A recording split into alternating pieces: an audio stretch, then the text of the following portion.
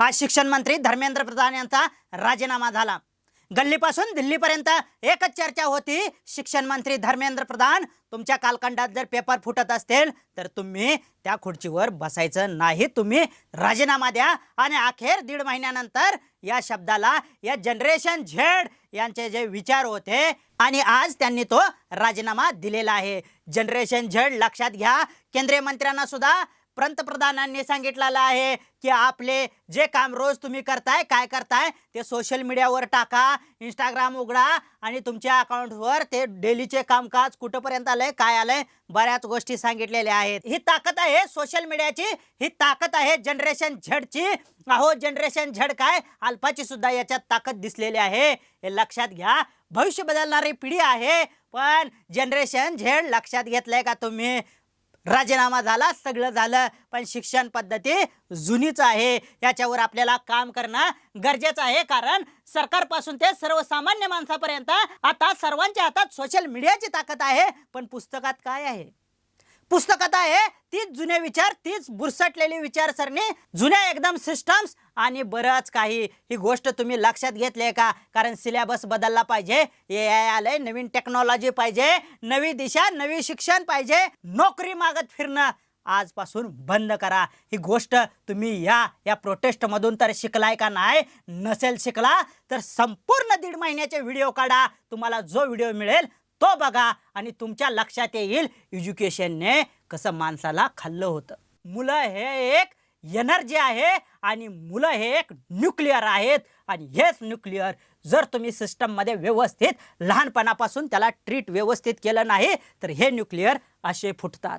तुम्ही नोकरीत अडकू नका हो, तुम्ही स्वतंत्र आहात, स्वतंत्र जगायला शिका, हे मी प्रत्येक व्हिडिओमध्ये सांगतोय आणि ते तुम्हाला कधी समजणार आहे। जनरेशन झेडची एवढी मोठी ताकद आहे, जनरेशन अल्फाची सुद्धा तेवढीच मोठी ताकद आहे की या ठिकाणी प्रधानमंत्र्यांना सांगावं लागलं की तुम्ही जे रोज करताय ते सोशल मीडियावर टाका, कारण पुढचा येणाऱ्या काळात मतदान महत्त्वाचं आहे आणि हे मतदान मिळवण्यासाठी हा सगळा उठाठेव केलाय। कारण ह्या 15 दिवसात त्यांना दिसलं, मला सांगा, पहिल्यांदा सोनम सरांना उचलून नेलं त्यावेळेस त्यांना वाटत होतं की आता हा प्रोटेस्ट संपेल कारण ह्यांचा मेन मुखिया उचलला आहे।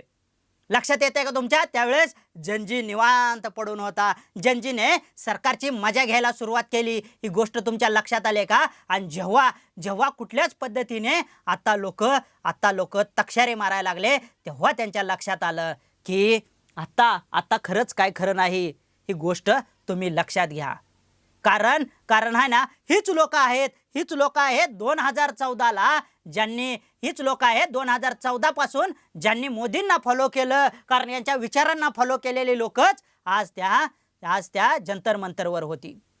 कारण आहे ना, हा जनजी कुठेही विळख्यात अडकणार नाही आणि हा जनजी स्वतःसाठी काम करायला तयार आहे। ही गोष्ट सरकारला समजल्यानंतर सरकारने मंत्र्यांना सोशल मीडिया वापरायचा विचार सांगितलेला आहे आणि हा विचार आता बघूया किती टिकतोय।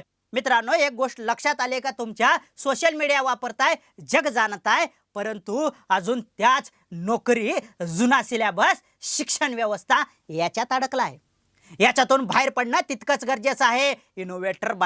इनोव्हेटर बना, जनजी अल्फा। ही गोष्ट तुमच्यासाठी महत्त्वपूर्ण आहे, कारण जनजीचा शेवटचा टप्पा हा एकदम खतरनाक आहे।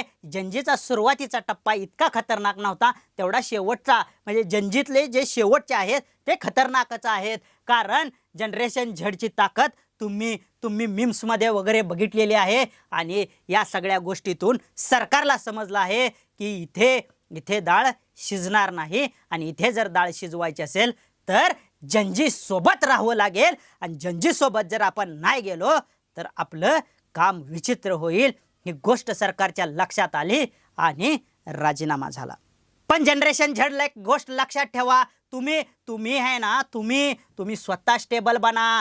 अहो स्विगी झोमॅटो काय होते, स्वतः व्यावसायिक बना। अहो स्वतः सगळं करायला शिका स्वतः, आणि हे नोकरी मागणं बंद करा। सगळ्यातल्या गोष्टी शिकायच्या असेल तर मी आहे।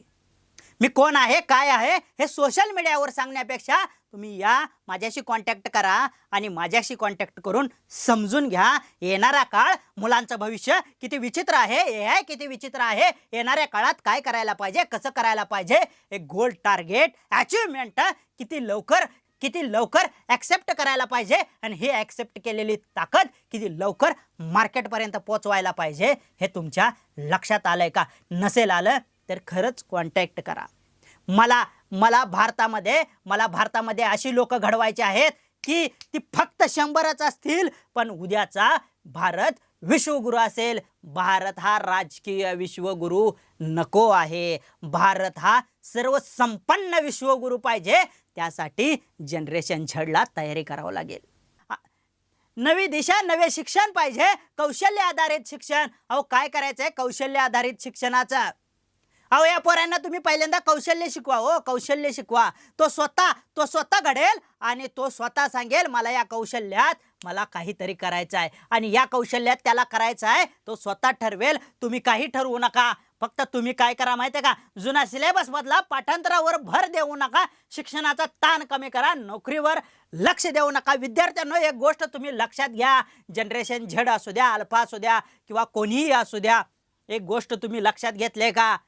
तुम्ही जर नोकरीच्या विळख्यात अडकला असता तर तुम्हाला आज या ठिकाणी जंतर मंतरवर यायला संधी नसती मिळाली. ही गोष्ट तुम्ही लक्षात घ्या. तुम्ही नोकरीत अडकू नका. हो तुम्ही स्वतंत्र आहात, स्वतंत्र जगायला शिका. हे मी प्रत्येक व्हिडिओमध्ये सांगतोय आणि ते तुम्हाला कधी समजणार आहे? तुम्ही सोशल मीडिया आणि रोजच्या काळात वेगवेगळ्या गोष्टी अनुभवताय, समाज अनुभवताय, टेक्नॉलॉजी अनुभवताय, पण शाळेत गेल्यानंतर काय शिकताय? ती जुनी पुस्तकं, जुनी विचारसरणी आणि तो जुना सिलेबस तुम्ही वाचताय. अहो येणारा सिलेबस तुम्हाला कधी मिळणार आहे ही गोष्ट लक्षात घ्या. मी प्रत्येक वेळेस सांगतो, मी प्रत्येक वेळेस जीव तोडून सांगतोय, येणारा काळ आणि मुलांचं भविष्य विचित्र असेल तर तुम्ही आज नाही बदलला. पालकांनो विद्यार्थ्यांना कळलं पण पालकांना अजून कळलं नाही. येणारा काळ विचित्र आहे पण तुम्ही त्याच्यासाठी सज्ज आहात का? कारण या ठिकाणी तुम्हाला स्वतः प्रत्येक गोष्टीत उभा राहावं लागेल. एज्युकेशनने माणसाला कसं खाल्लं होतं आणि जेव्हा एज्युकेशनने माणसाला खाल्लं होतं तेव्हा सिस्टमच्या विरोधात माणूस कोणताही शब्द बोलत नव्हता. कारण या सिस्टममध्ये राहून सिस्टमला न विरोध करता सगळ्या गोष्टी अशा मी प्रत्येक व्हिडिओत सांगतो, बैलासारखं असं ते ओढत राहायचं आणि त्यांच्यावर प्रश्न विचारायचे नाहीत. कारण नोकरी लागताना स्वाभिमान घाण ठेवायचा आणि तो घाण ठेवलेला स्वाभिमान पैशासाठी विकून बसायचं. या जनरेशन झेडने हे केलेलं नाही. या जनरेशन झेडने स्वाभिमान विकला नाही. ते स्वतः क्रिएटिव्ह आहेत, क्रिएटर आहेत आणि ते स्वतः काहीही करण्यास सज्ज आहेत. ही गोष्ट तुम्ही लक्षात घेतले का पालकांनो? जर लक्षात घेतली नसेल तर लक्षात घ्या. कारण तुमचा मुलगा तुमच्यापेक्षा क्रिएटिव्ह आहे आणि सांगितलं जातं की मुलं म्हणजे चिखलाचा गोळा. हे अतिशय साफ चुकीचं आहे. मुलं हे एक एनर्जी आहे आणि मुलं हे एक न्यूक्लिअर आहेत आणि हेच न्यूक्लिअर जर तुम्ही सिस्टममध्ये व्यवस्थित लहानपणापासून त्याला ट्रीट व्यवस्थित केलं नाही तर हे न्यूक्लिअर असे फुटतात. लक्षात आलंय का तुमच्या? ही गोष्ट लक्षात घ्या.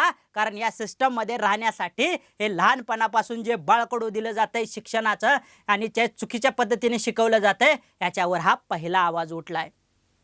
हे तुमच्या लक्षात आलंय का? कारण सोशल मीडिया आहे, संधी आहेत, सगळं आहे, पण धाडस नाही. मित्रांनो तुम्ही या माझ्याकडे, माझ्याशी कॉन्टॅक्ट करा आणि मी ठरवलंय भाषणाने, लक्षात घ्या, भाषणाने भारत विश्वगुरु बनणार नाही.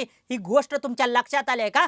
विश्वगुरु बनण्यासाठी तुम्हाला पाहिजे आहेत क्रिएटर म्हणजे फक्त कॉन्टेंट क्रिएटर नाही. ही गोष्ट लक्षात घ्या. तुम्ही इनोव्हेटर असला पाहिजे. तुम्ही वेगवेगळे इनोव्हेशन केले पाहिजे. तुम्ही नवीन गोष्टी हुडकल्या पाहिजेत. तेव्हाच भारत विश्वगुरु बनेल. अहो चायना प्रत्येक वर्षी किती पेटंट रजिस्टर करते आणि भारत देश -14ने घसरला आहे. ही गोष्ट सरकारने लक्षात घेतली का? फक्त मी प्रत्येक वेळेस सांगतो, भाषणाने भारत विश्वगुरु होणार नाही. त्याच्यासाठी इनोव्हेटर्स लागतील, शास्त्रज्ञ लागतील आणि संधी निर्माण करणारी लोक लागतील.